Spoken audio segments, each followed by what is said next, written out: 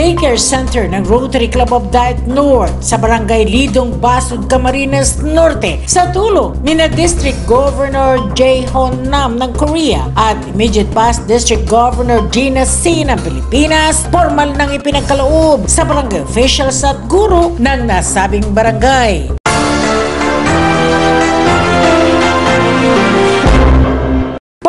Pinagkaloob ng Rotary Club of Diet North ang ipinatayong daycare center para sa mga batang mag-aaral sa Barangay Lidong sa bayan ng Basud, Camarines Norte. Para sa detalye ng balitang yan, narito si Rotarian Mucha Montenegro. Ayon sa Rotary Club of Diet North, nakasaad na ang nasabing kaganapan ay katuparan ng dati ay pangarap lamang. Nagsimula umano ang plano noong Imagine Rotary Year kung saan inihayag ni immediate past District Governor Genuine Service Gina C. ang pagnanais na makapagpatayo ang Rotary Club ng Child Development Center sa isang liblib na lugar kung saan tiyak na mabibinipisyohan ang mga kapuspalad na bata. Napakaganda po ng project nito. This is the third daycare center sa Pilipinas po na naikuha natin ng pondo.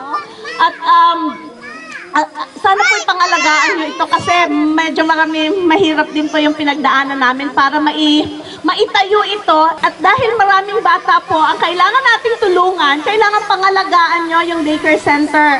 Pwede po yung lagyan ng, pwedeng humingi ang Diet North ng tulong sa kung sino man ang magiging governor kasi pwede yan lagyan ng books.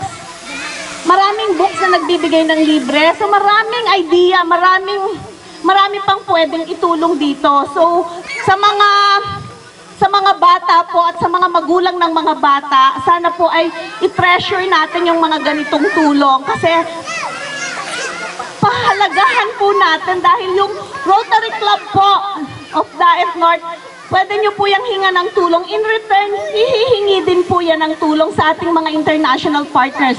Ang international partner po natin dito ay si Governor Nam ng District 3740 sa Korea po.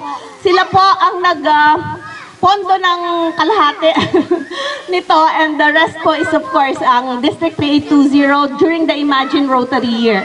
So I'd like to congratulate the Rotary Club of Diet North sa inyo pong masigasig na pagsasakatuparan ng project na ito kasi sometimes ang pondo nandyan pero kung hindi sa sigasig ng mga namumuno, hindi rin natutuloy.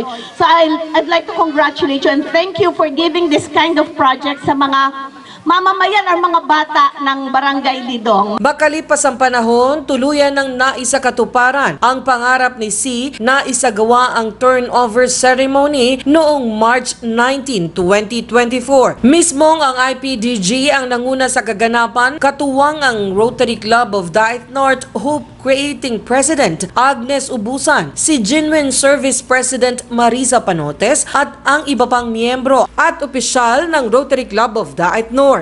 Pinili po ang Lidong dahil sabi nga ni Gov. Gina, yung mga bata rito naglalakad ng malayo-layo para makapunta sa isang daycare center. Pero sabi niya, dito dalhin ang proyekto dahil kailangan tulungan ang mga bata na hindi na kailangan lumipat ng barangay o makikapit barangay para mag-attend ng daycare. Kaya kung meron po tayong dapat pasalamatan ngayong hapon na ito, unang-una po dyan ang aking masipag at mabait na District Governor, si Governor Gina C. May palakpakan po natin. Pangalawa po ang mga opisyales ng Rotary Club of Diet North. Si Past President Evelyn De Leon po ang nangasiwa nito. Siya po ang tumitingin at nag-check po ng proyekto, ng pagprogreso ng proyekto. Si Past President Evelyn De Leon po yun. Lahat po ng opisyales at miyembro ng Rotary Club of Diet North ay nagtulong-tulong po para matapos ang proyektong ito at para po mabigyan ng magandang kinabukasan ng ating mga kabataan. Kaya po sa ating mga magulang na nandito ngayong hapon, ang tanging pakiusap ko lamang po, una, sabi nga po ni PP Evelyn, magpasalamat tayo po doon sa nag-sponsor. Pangalawa, ang mas malaking pasasalamat po ay siguraduhin po natin na manatiling maayos ang ating daycare center.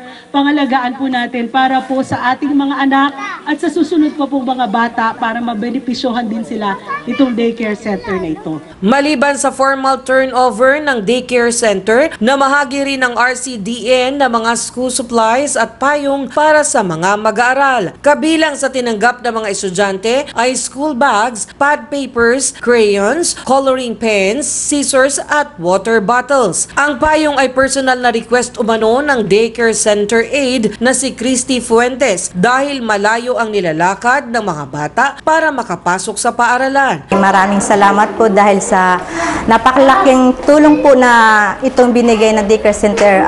Ilang years na rin po pinapangarap namin na magkaroon po ng ganitong laki po na as in po talagang so much po yung binigay na sa inaasahan po namin na yung po ibibigay na school ng mga bata po. So, talaga pong hindi lang po ako ang binigyan ng kaligayahan, ang barangay council po namin at katirahan po mga bata na may nasisilungan po sila ng maayos, hindi tulad po noon. Tulo-tulo na ulan, tapos pag bumabagyo po, repair. O yung ngayon po siguro pang matagalan na po ito. Samantala, naghayag ng labis sa pasasalamat ang punong barangay ng Lidong sa ipinagkaloob na tulong ng RCDN. Nung una po talaga, si Madam Marisa po ang una pong pumunta dito na nakita po.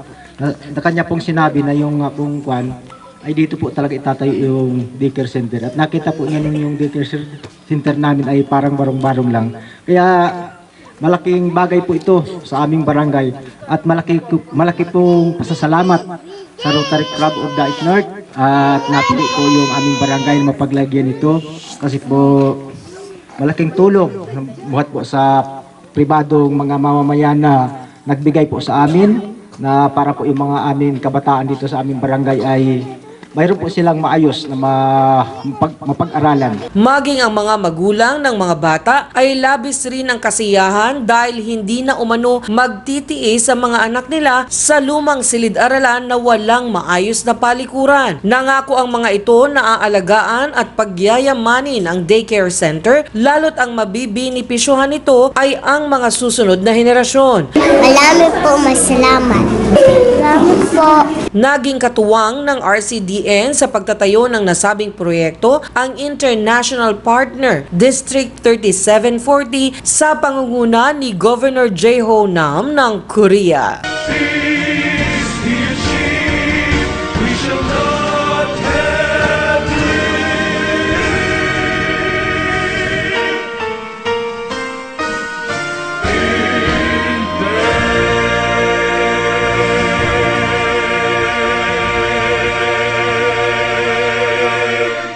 Para sa CNTV News, Mutia Montenegro.